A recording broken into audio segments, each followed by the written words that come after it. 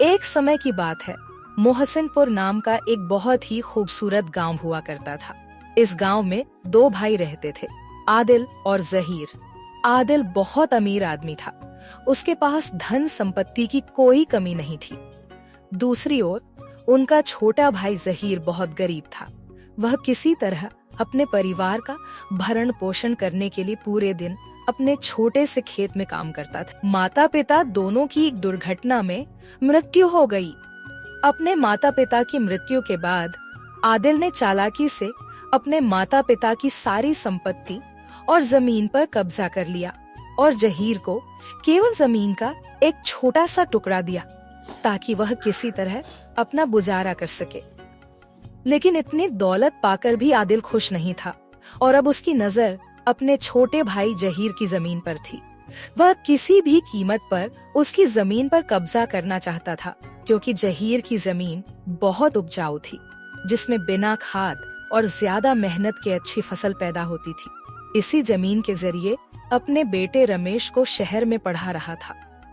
ऐसे ही एक दिन आदिल जहीर के पास आता है, जब जहीर अपने खेत में काम कर रहा होता है। रे जहीर, कैसे हो भाई? मैंने सुना है कि तुम अपने बेटे को शहर में पढ़ा रहे हो और इतनी सी जमीन में खेती कर रहे हो। बताओ, इतनी कम जमीन में खेती करके तुम अपने बेटे को कैसे पढ़ा पाओगे? पैसे कैसे जमा करोगे? वो तो है भाई, लेकिन मैं कोई ना कोई इंतजाम कर ही लूंगा। अगर इंतजाम न भी हो पाया तो मैं लोन ले लूंगा, लेकिन अपने बेटे को पढ़ा लिखा कर बड़ा आदमी बनाऊंगा ताकि उसे मेरी तरह दर दर की ठोकरें न खानी पड़े। मेरे छोटे भाई जहीर, तू ऐसी बातें क्यों कर रहा है? तू मेरे होते हुए किसी और से पैसे क्यों मांगेगा और क्यों लोन लेगा? मैं तुम्हारे साथ हूं, ऐसा कभी नहीं होने दूंगा। भाई मैं तो समझा नहीं, आप क्या कहना चाहते हो? मैं बस ये कहना चाहता हूं कि तुम्हारे बेटे की पढ़ाई के लिए तुम्हें जो भी पैसे चाहिए वो तुम मेरे होते हुए किसी और से क्यों मांगोगे? आखिरकार मैं तुम्हारा बड़ा भाई हूं, मैं तुम्हें पैसे दे दूंगा। मैंने आज तक आपसे या किसी भी गांव वाले से किसी भी तरह का कर्ज नहीं मांगा है, तो अब कैसे ले सकता हूं? अरे नहीं नहीं, कोई बात नहीं। तुम मेरे भाई हो, तुम मुझसे पैसे ले लो और बदले में अपने खेत को मेरे पास गिरवी रख देना, जैसे कि बाकी गांव वाले रखते हैं। अरे नहीं नहीं भाई, मैं आपके पास अपना खेत गिरवी नहीं रख सकता। इसी खेत की बदौलत ही तो मैं अपने बेटे रमेश को शहर में पढ़ा रहा हूँ और मेरा घर का गुजर बसर सिर्फ इसी खेत से होता है। भाई मुझे माफ कर देना, मैं आपको ये खेत नहीं दे सकता और मुझे पूरा यकीन है कि मैं उसी खेत से अपने बेटे को पढ़ाकर बहुत बड़ा आदमी बना दूंगा। मुझे माफ कर देना भाई, मैं आपके पास अपना खेत गिरवी नहीं रख सकता। यह सुनकर आदिल को बहुत गुस्सा आता है और वह अपने घर वापस चला जाता है। वह कुछ नहीं कर पाता और फिर जहीर अपने काम में व्यस्त हो जाता है। ऐसे ही कुछ दिन बीत जाते हैं और आदिल सोचता है, मुझे किसी न किसी तरीके से जहीर से वो जमीन तो ले ही लेनी है। इतना कहकर आदिल सोच में पड़ जाता है कि जहीर की जमीन कैसे हासिल की जाए। तभी अचानक उसके दिमाग में एक चतुर विचार आता है और वह जहीर के घर जाता है। अरे जहीर भाई, मुझे तुम्हारी खुदगर्दी देखकर बहुत अच्छा लगा। मैं तुम्हारा बड़ा भाई हूं और तुम्हारी मदद करना चाहता हूं। तुम भी मेरी मदद लेने से इनकार नहीं कर पाओगे और अगर तुम मुझे अपना बड़ा भाई मानते हो तो मेरी मदद जरूर लो। ठीक है भाई, बताएं आप मुझसे क्या कहना चाहते हैं?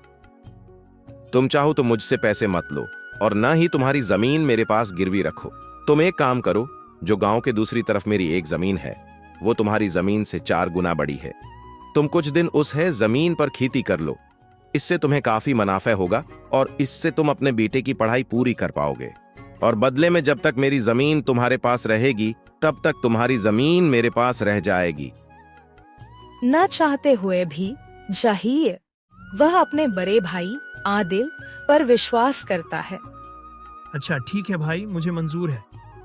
आदिल ने चालाकी से अपने छोटे भाई जहीर से कागजों पर अंगूठा लगवा लिया, क्योंकि जहीर पढ़ लिख नहीं सकता था, इसलिए उसे इन कागजों पर क्या लिखा है इसकी जानकारी नहीं थी। ऐसे ही कुछ दिन बीत गए। एक दिन जब जहीर जमीन पर काम कर रहा होता है तो खुशी से कहता है, आज का काम खत्म हुआ। मैंने बाजार से लाए हुए सारे पौधे पूरे खेत में लगा दिए हैं। देखो कितने हरे भरे और खूबसूरत लग रहे हैं। बस कल सुबह का इंतजार है। उन्हें मैं कल सुबह जल्दी आकर पानी दे दूंगा। चलूं, अब घर चलता हूँ। बहुत थका हूँ, साथ ही बहुत जोर की भूख भी लग रही है। फिर खाकर आराम से रात को सो जाऊंगा। इतना कहकर जहीर खुशी खुशी घर चला जाता है। जब जहीर अगली सुबह अपने खेत में लौटता है तो वह यह देखकर चौंक जाता है कि उसके सभी पौधे मर चुके हैं। उसे पता चला कि उसके भाई ने उसे धोखा दिया है। यह एक बंजर भूमि है। ए खुदा, ये क्या हो गया? मेरा तो बहुत नुकसान हो गया। ए खुदा, मेरा पूरा खेत तबाह हो गया। हाय, अब मैं उस महीने का अपने घर का गुजारा कैसे करूंगा? भाई ने मुझसे झूठ बोला। ये तो एक बंजर जमीन है। वह अंदर ही अंदर बहुत दुखी हो जाता है और मन में दुख लेकर अपने भाई आदिल के घर चला जाता है। अरे भाई, आपकी जमीन मेरे किसी काम की नहीं है, क्योंकि आपकी जमीन एक बंजर जमीन है। इसलिए आप मुझे मेरी जमीन वापस दे दीजिए। क्या है जहीर, पहले ये बताओ कि तुम किससे पूछकर अंदर आए, और तुम ये ना भूलो कि तुमने उन कागजों पर अंगूठा लगाया था और उन कागजों पर साफ साफ लिखा है कि तुम्हारी जमीन अब मेरी हो गई है, और वो भी तुम्हारी रजामंदी से। हमने अपनी जमीन आपस में तबादला कर ली है। अब तुम्हारा इस जमीन पर कोई हक नहीं है। तुम यहां से चले जाओ और जाकर अपनी बंजर जमीन पर खेती करो। जहीर द्वारा कागजों पर अंगूठा लगा देने के कारण जहीर कुछ नहीं कर सका और चुपचाप दुखी होकर अपने घर वापस चला गया। ऐसे ही दिन गुजरते हैं और एक दिन रमेश शहर से गांव अपने पिता को पढ़ाई की फीस के लिए फोन करता है। पापा, महीना पूरा हो गया है, बराह करम मेरी फीस भेज दें। बेटे, मुझे माफ करना, घर में बहुत बड़ी मुश्किल आ गई है। अभी मैं तुम्हारी फीस नहीं दे सकता। मैं क्या करूं? घर का गुजर बसर भी बहुत मुश्किल से हो रहा है। जहीर सारी बात अपने बेटे को बता देता है। मुझे माफ कर देना बेटे, लेकिन अब मैं तुम्हें मजीद नहीं पढ़ा सकता, क्योंकि अब मेरा कोई भी आमदनी का जरिया नहीं है। अच्छा ठीक है पापा, मैं कल ही गांव आकर मसाला का हल निकालता हूँ। आप बिल्कुल फिक्र ना करें, कल सुबह आ रहा हूँ। फीस समय पर न मिलने की वजह से रमेश को अपनी पढ़ाई बीच में ही छोड़नी पड़ती है।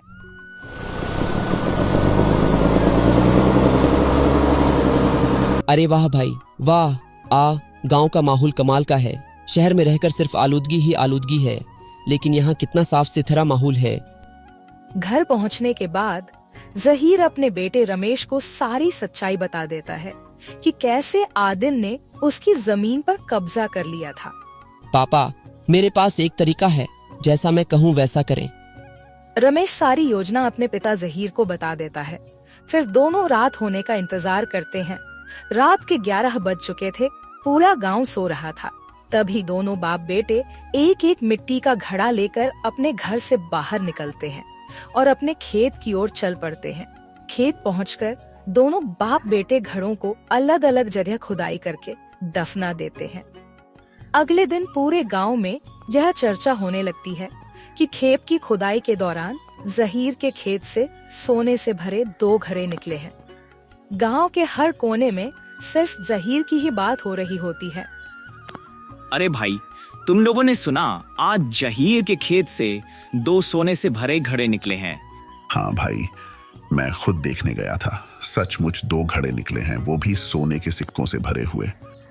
लेकिन भाई, वो तो एक बंजर जमीन थी, वहां तो कुछ भी नहीं उगता था, तो खजाना कैसे निकल गया? अरे नदीम भाई, खजाना तो ऐसे ही जगहों से निकलता है। अब जहीर इन घरों को बेचकर बहुत अमीर हो जाएगा। जहीर की तो किस्मत ही चमक गई है। यह सुनकर आदिल बहुत गुस्से में आ जाता है। आखिर कैसे इस बेकार सी बंजर जमीन से सोने से भरे घड़े निकल सकते हैं? वो भी 2-2। मतलब इस जमीन पर और भी खजाने हो सकते हैं। इससे पहले कि जहीर सारे घड़े खोदकर जमीन से निकाल ले, मुझे उससे अपनी जमीन वापस लेनी पड़ेगी।